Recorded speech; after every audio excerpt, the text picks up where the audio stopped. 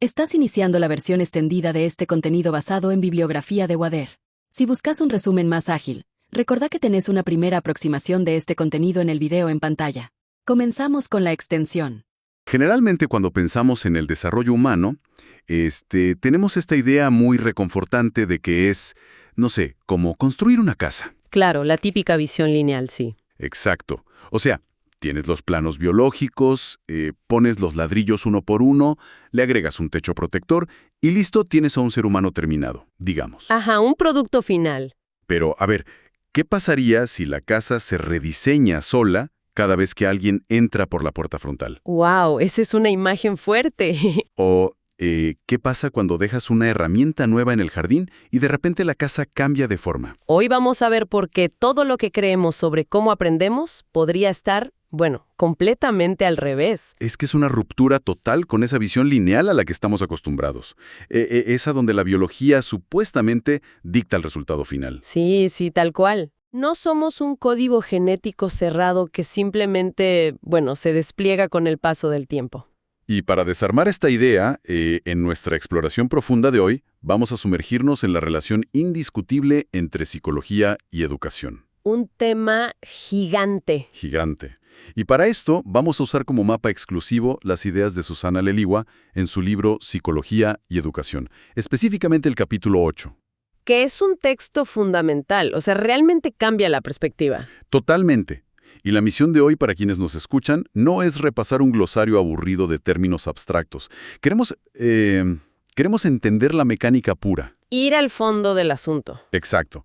Queremos descubrir bajo qué condiciones exactas el entorno, la tecnología y el lenguaje logran, entrar en nuestra cabeza y reescribir nuestra cognición para convertirnos en sujetos sociales. Sí. Así que el primer ladrillo de esta casa mutante es lo que llamamos subjetividad. Y a simple vista suena a, no sé, un sinónimo elegante para decir mi personalidad, pero va por un camino muy distinto, ¿verdad? Va por un camino opuesto, de hecho. Si pensamos en la subjetividad como una disposición interna de cada persona, el punto clave es que no es algo con lo que naces. No viene de fábrica. Para nada. Se construye. No hay un sujeto preexistente en el cerebro de un bebé esperando florecer de manera aislada en una burbuja. Nos hacemos sujetos, y esto es vital, únicamente al interactuar con el mundo y con los demás. Claro. Y esa interacción constante crea lo que podríamos llamar, trayendo una analogía, un sistema operativo base. Me gusta eso del sistema operativo. El concepto técnico para eso sería el de matrices de aprendizaje. Matrices de aprendizaje, ok. Sí, son esos patrones invisibles, silenciosos, que nos instalan desde nuestros primeros vínculos afectivos.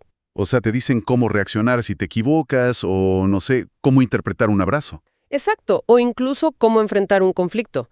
De hecho, a veces uno se encuentra en la oficina reaccionando ante un jefe exactamente de la misma manera que reaccionaba ante su maestra de tercer grado. Eso es aterrador y fascinante a la vez. Es que esa repetición casi automática es la evidencia de la matriz operando. Es profundamente inconsciente. Organizamos la realidad usando esos primeros moldes, digamos. Pero claro, a ver, al observar esto, llegamos a una encrucijada filosófica bastante oscura. ¿En qué sentido? Bueno, si nuestras familias o instituciones como la escuela nos instalan este sistema operativo desde que usamos pañales, ahí está el problema. No somos entonces simples robots con ilusiones de grandeza. O sea, si mi manera de ver el mundo fue preconfigurada por mis padres y mis maestros, ¿dónde queda mi autonomía? Es la gran pregunta. Pareciera que estamos programados para repetir un código y ya. Bueno, ahí Michel Foucault, que es citado en el texto, aporta una mirada muy aguda para resolver esa tensión. Él sugiere que las instituciones y la escuela es la campeona absoluta en esto, funcionan como dispositivos de normalización. Dispositivos de normalización. O sea, te meten en la norma. Exactamente. Su objetivo fundacional no es necesariamente liberar la mente, sino ordenar, imponer pautas. Hacer que la gente encaje en un molde predecible para que la sociedad funcione sin caos. Básicamente una fábrica de ciudadanos estándar. Te dicen cuándo sentarte, cuándo hablar, cuándo tocar el timbre para salir al recreo. Tal cual. establecen la frontera clara entre lo normal y lo anormal. Sin embargo, y acá respondo a tu pregunta sobre si somos robots, la autonomía no está aniquilada. Simplemente tiene un precio muy alto. A ver, explícame eso. La matriz de aprendizaje es fuerte, sí, pero también es maleable. La verdadera autonomía de un individuo surge, y esto es clave, única y exclusivamente bajo la condición de que el entorno problematice esa matriz inicial. O sea, tiene que haber un choque. Una fricción necesaria, sí.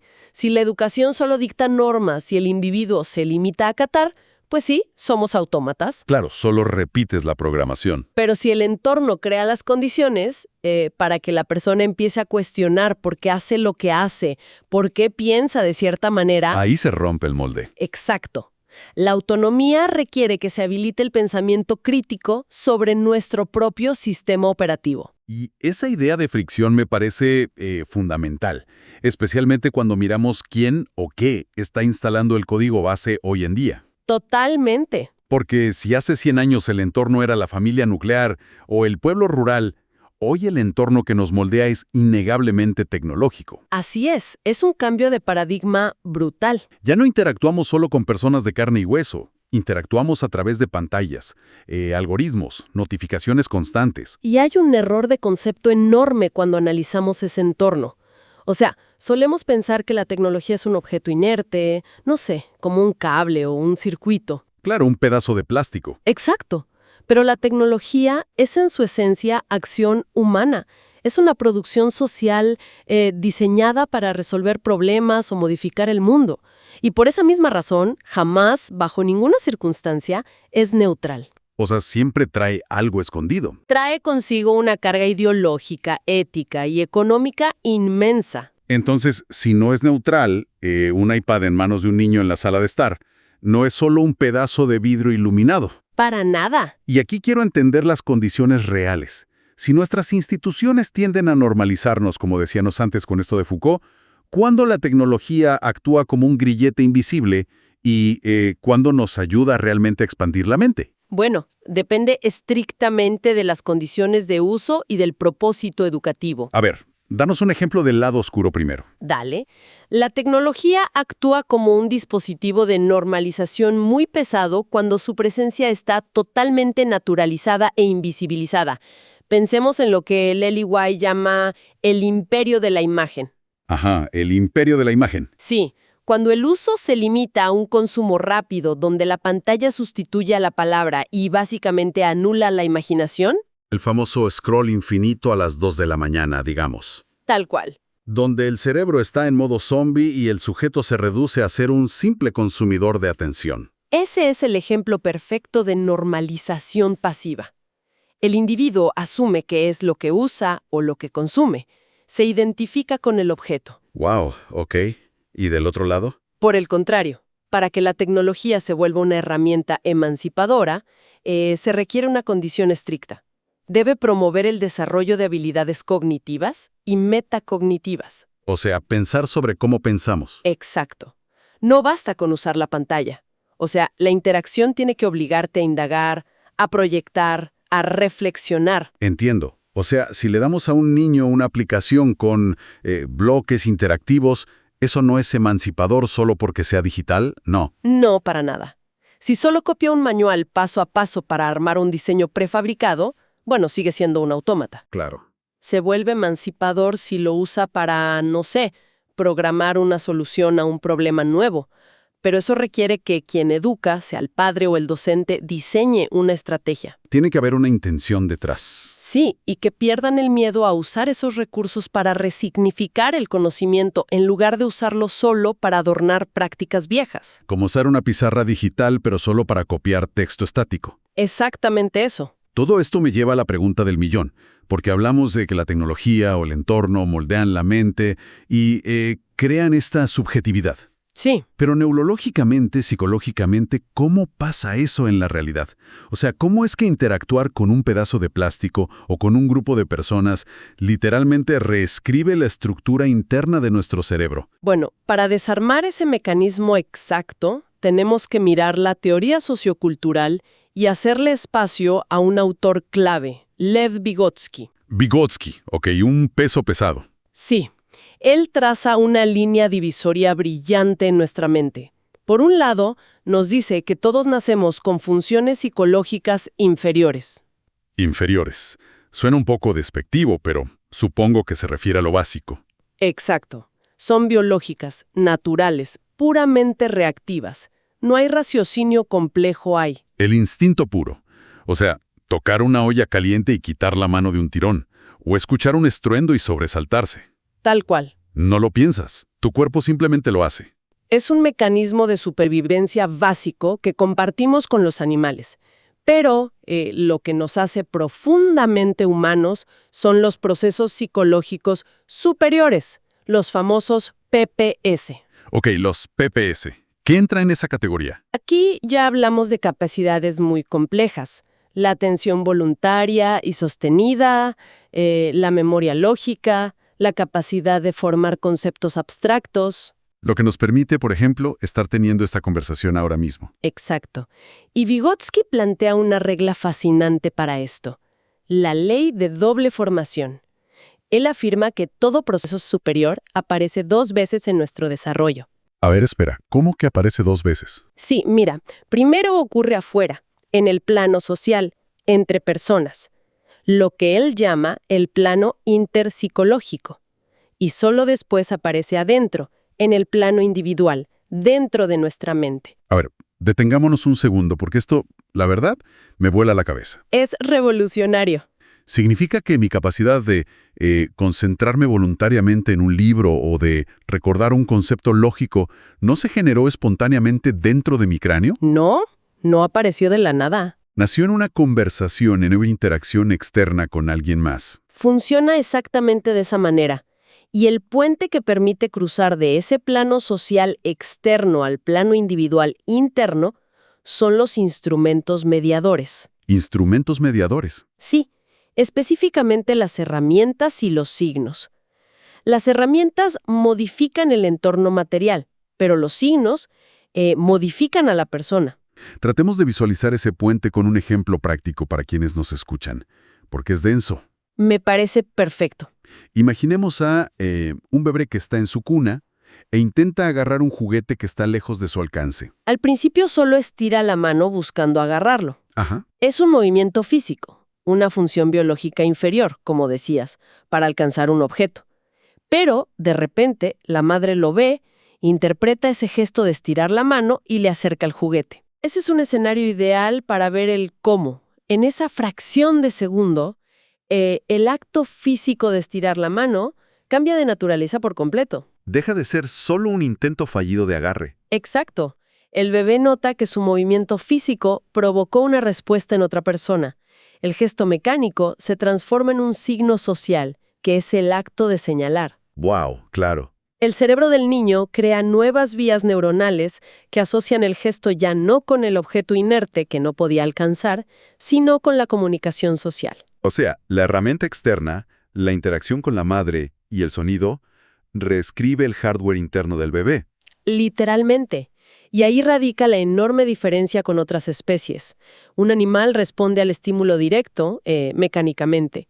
Nosotros metemos un signo en el medio, una herramienta psicológica para controlar nuestra propia respuesta y la de los demás. Es increíble.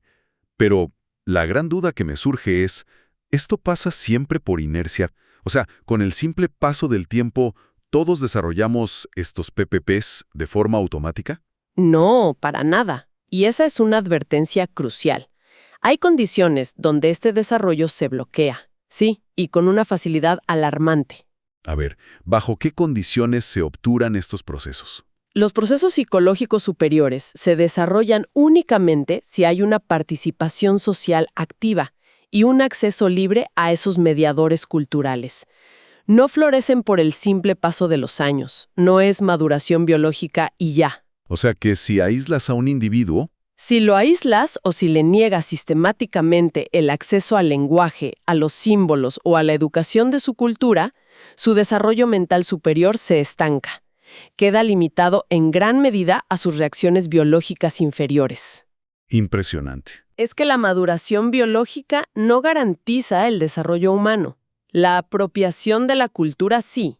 sabes, para la gente que nos acompaña y tal vez lideran equipos de trabajo o en una empresa o están criando hijos, esto cambia las reglas del juego de una manera brutal. Totalmente, te da vuelta la perspectiva. Porque destruye esa vieja idea oxidada de que enseñar o liderar es una simple transferencia de datos. No es mandar un correo electrónico o un PDF y esperar que la otra persona lo aprenda. Claro, como si fuera una computadora. Sí, como si le conectaras un cable USB en la nuca y descargaras un archivo.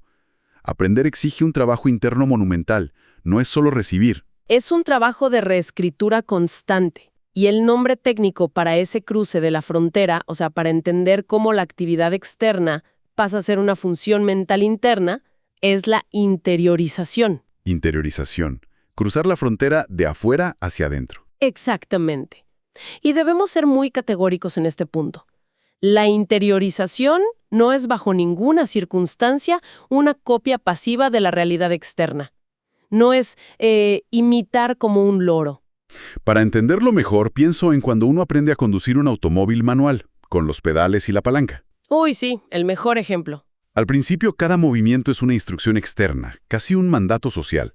El instructor a tu lado te dice, pisa el embrague, mueve la palanca, suelta despacio. Y tú estás sudando frío, prestando atención a cada milímetro. Exacto, y hasta lo repitas en voz alta. Estás usando el lenguaje de forma externa para gobernar tus propios pies y manos. Es un proceso torpe, agotador.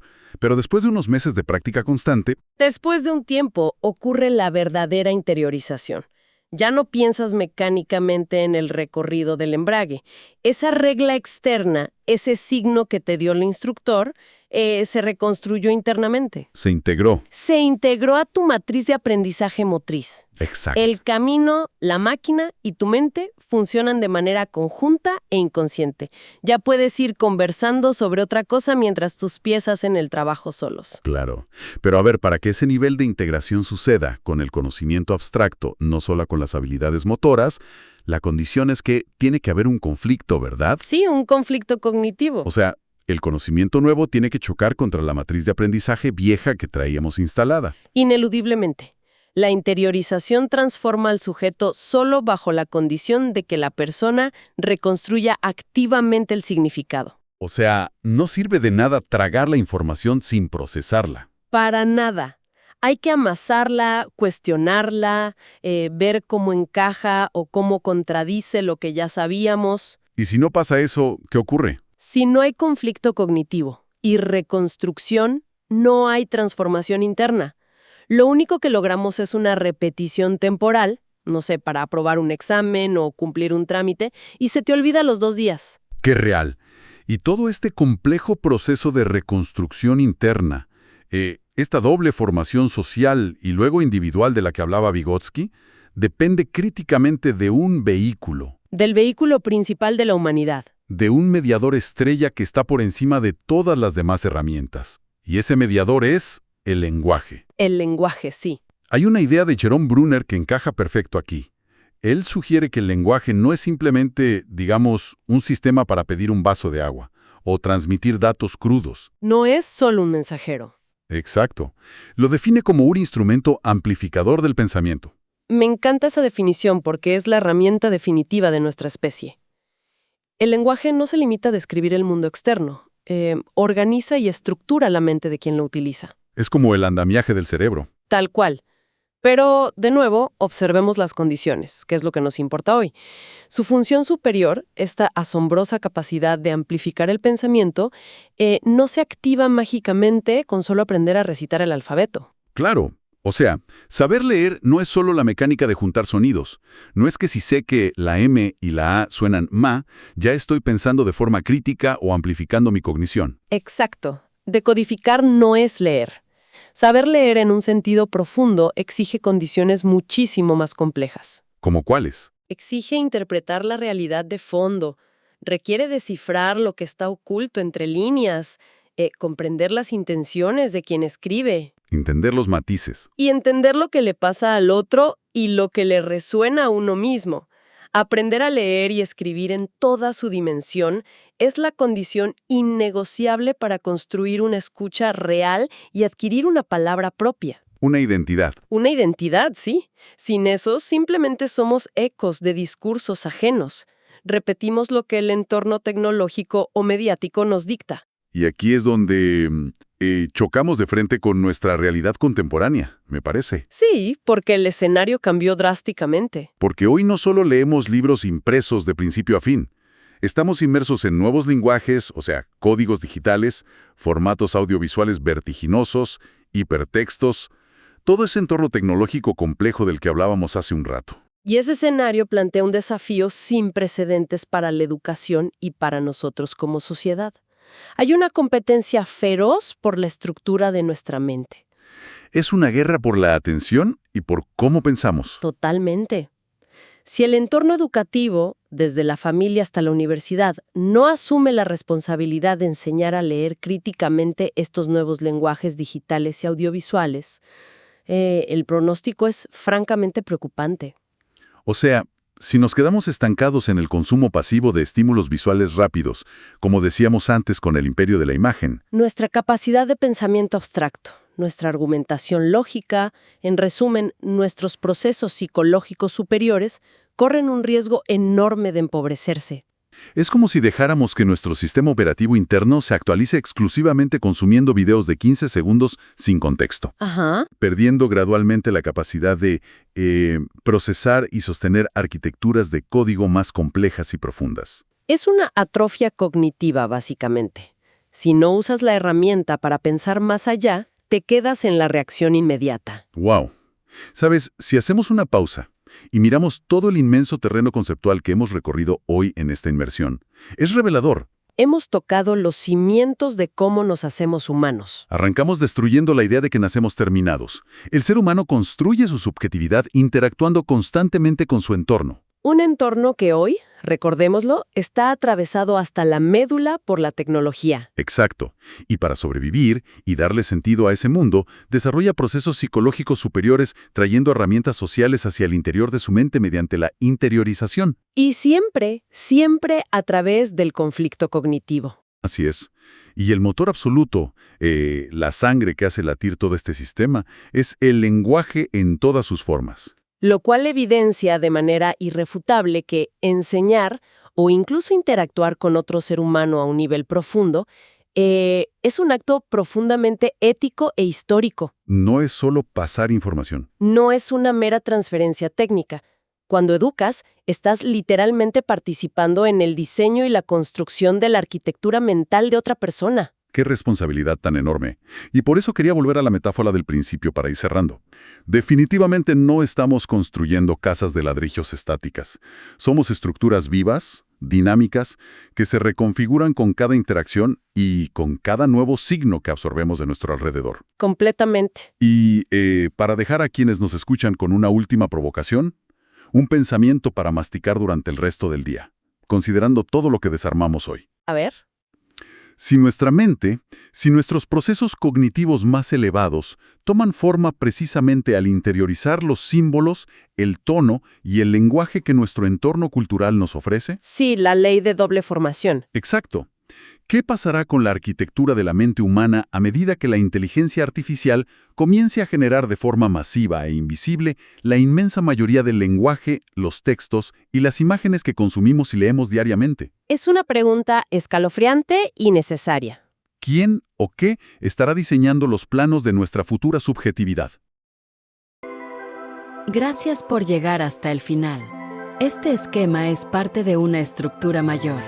Podés encontrar el siguiente tema del curso en la pestaña de la lista de reproducción. Éxitos en el estudio.